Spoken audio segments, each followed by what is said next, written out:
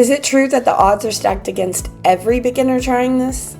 Well, it's hard to get started at first. If you're trying to get out there in the marketplace and you're trying to figure out a situation where you're gonna make a $50,000 assignment fee, or you're gonna take down a $1 million, $2 million property with 10 to 50% down, I would say the odds are stacked against you. No doubt about it, because most people have no idea how to do that. If you don't know what you don't know, then hard to go out there and solve that, which is why you get some help from people who have done it before. The market actually is primed for this type of offer. Right now, it's probably the best time that I've ever seen in the 10 plus years I've been in the business to be able to do a seller financing offer. The sellers are as flexible as I've seen in a very long time. Not to mention, a bunch of them are boomers that are looking to retire and they have a tax problem. They have assets that they want to sell, they don't want to manage anymore. Absolutely, you can make some really good offers right now. We see our clients doing it quite a bit. What I can't speak to is how prepared you are to do that. That's the variable at play that I can't really control, but I can certainly show you the way, ask and encourage you to follow along at the speed of instruction like you do. A lot of people will make these promises that you will get this certain result by this certain time. And I can't make a promise like that because I don't know what you're bringing to the table. However, what I can tell you that is if you do not make offers to buy commercial properties, then you will never buy commercial properties.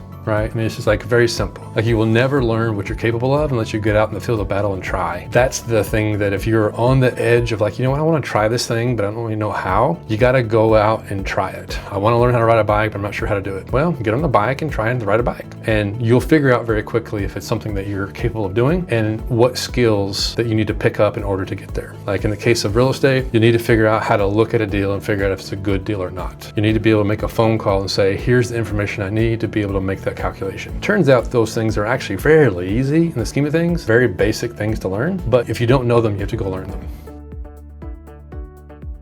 We had a client who spent a bunch of time looking for 100 and 200 unit apartment complexes, and she kept getting outbid by big hedge funds. They were just paying more than she could afford to offer. After joining our community, she adjusted her tactics to target these 15 to 50 unit apartment complexes and targeting people who own the property for a long time and are likely open to taking owner financing. And she was able to get 2 different properties under contract and close, and she added 44 units to her portfolio. In both scenarios, no banks involved. I think one of them was 4% interest and the other one was 3% interest from the seller.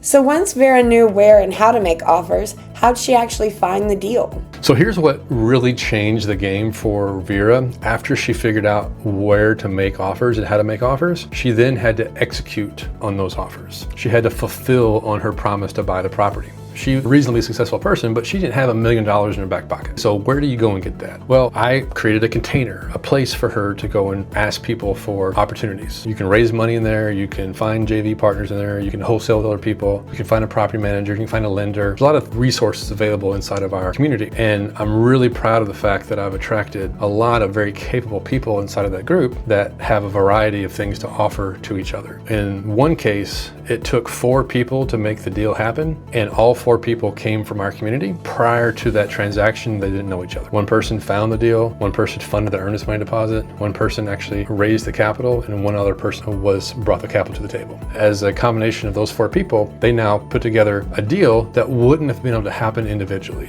Each one of those people couldn't have made the entire deal happen by themselves, but they were better than the sum of their parts when they were together. Do you have to be comfortable working with other people to succeed in commercial real estate? Yeah, if you are not comfortable working with other people, then real estate may not be the business for you. Let me just put it real frank. Even if you want to do this by yourself and you're a lone wolf kind of person, you still have to find a seller. If you want to buy properties, you still got to buy it from somebody. You still got to deal with a title company. You still got to deal with an attorney. You cannot do this 100% by yourself. There is no concept of doing the business of real estate self-contained. You have to work with other people to do so. Now, if you don't want to partner with other people, like as a JV, that's fine. You don't have to do that if you want to. You just probably will be buying smaller deals. You might be doing duplexes and quadplexes, and that's fine. Yeah, build a portfolio of single family quadplexes. You know, if you want to ever scale up and do bigger deals, 8, 12 units by yourself, more power to you. There's nothing wrong with being in control of yourself. Just know that you're going to be using leverage somehow or another, either other people, other people's money, other people's services. This is a people business. Right? I think any business is a people business, but real estate really really, really is a people business. And so you need to be comfortable doing that. And you don't have to be an outgoing extrovert to be successful. I am certainly not that. I am very reserved, very much an introvert. And I've just had to develop a couple of skills I needed to facilitate getting deals done. How do you persevere through a deal when there's no quick win? So one of the things I would say about when you're starting something new, when you first start, it's really difficult. And what you really want to get as quickly as possible is some sort of quick win. But in the case of real estate, what's the early quick win? Because it takes a while to get that deal under contract and closed. It can take 30, 60, 90, 120 days from the day you get a property under contract until you close sometimes. And so I like to break things down into the smaller subcomponents to kind of feel myself getting the win, because we want to focus on the leading measures that I can control and not the lagging results that I can't actually control that much. So the leading measures I'm talking about is how many times did I pick up the phone and make a phone call about a potential lead or a seller? How many times have I analyzed a deal and put together a letter of intent offer? How many times have I submitted that written letter of intent offer to a seller or a broker? Those are the things that I can control. I can control how many dials I make. I can control how many offers that I create. I can control how many deals that I analyze and put together offers for. That's the thing I want to track, because if I do that enough, it will increase my likelihood of getting through to the other end that I really want. So in the case of sales, anytime you want to be successful at sales, which we're kind of in, but kind of not, because we're not really offering a service, but we're making phone calls and getting a result we want, right? The way you get through that is that you really focus on the inputs and not the outputs, because the outputs will ultimately take care of themselves if you are consistent enough with the inputs. What did you see in Vera early on that told you she would succeed? One thing I will say about Vera that I just saw in her very quickly and just knew she would be successful, or I really had a very high suspicion that she'd be successful, is that she would put herself out there. She would put herself on the call and she would say, hey, this is what I'm working on. And she would ask a question and she would say, anybody else working on something I can help you with?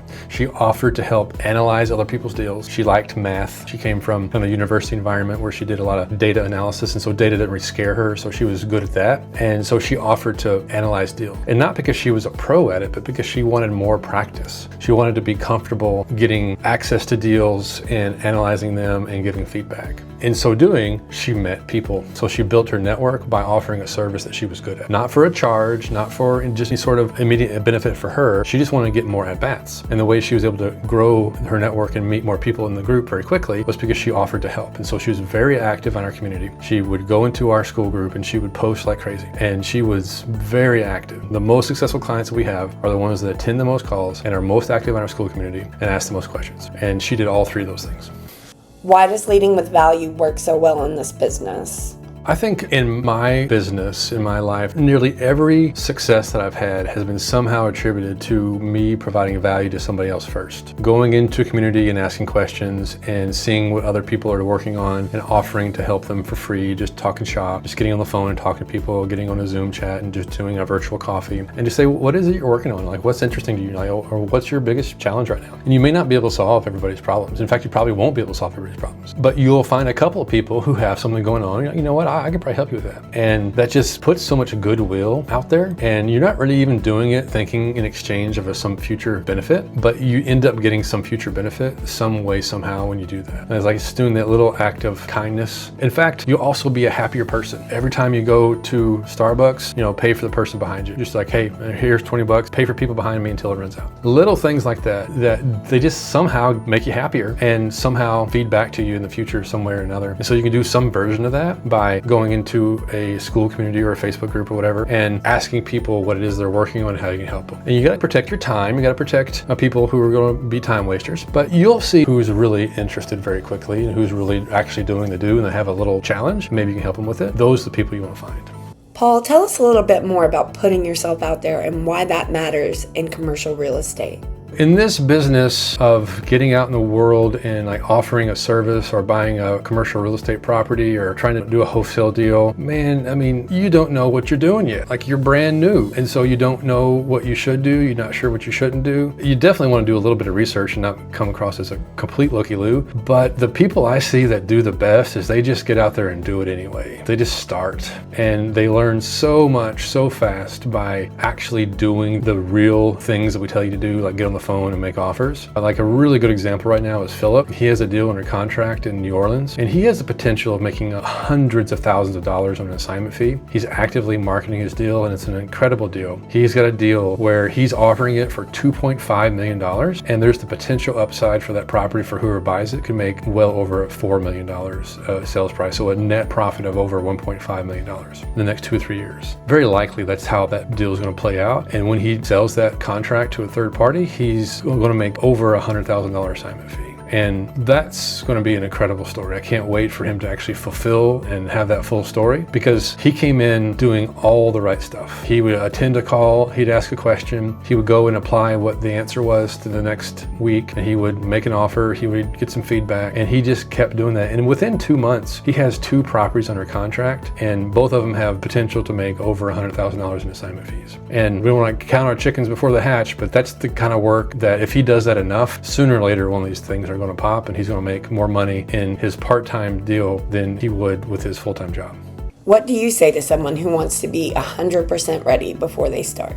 If you waited until you were 100% sure before we get started in commercial real estate, you would never start. And that's probably true of any discipline. It's like, do you know how to do everything from A to Z, every single step before you start? Absolutely not. Have you ever bought something and they dropped the entire thing to your house and there's like 1,000 pieces? Do you read the entire instruction set from A to Z? There's like 27 steps. And do you read all 27 steps before you do step 1? Like, you don't understand step 26 because you haven't done steps 12 through 24 yet. Like, do step 1, okay, that's okay, put those parts together. Okay, now step 2, read the instructions, follow along, and do the next step. These instructions were designed to follow in the right order, and you just can't see it all yet. Like, you don't see the big picture. You know the end destination, you know you want this table put together from IKEA, but there's like 27 parts and 57 bolts and nuts and all kinds of tools, and you don't know all the different pieces yet. And so you follow along at one step at a time. And that's the way it applies to real life. You have to do like the thing that's next so you can see what the next step is.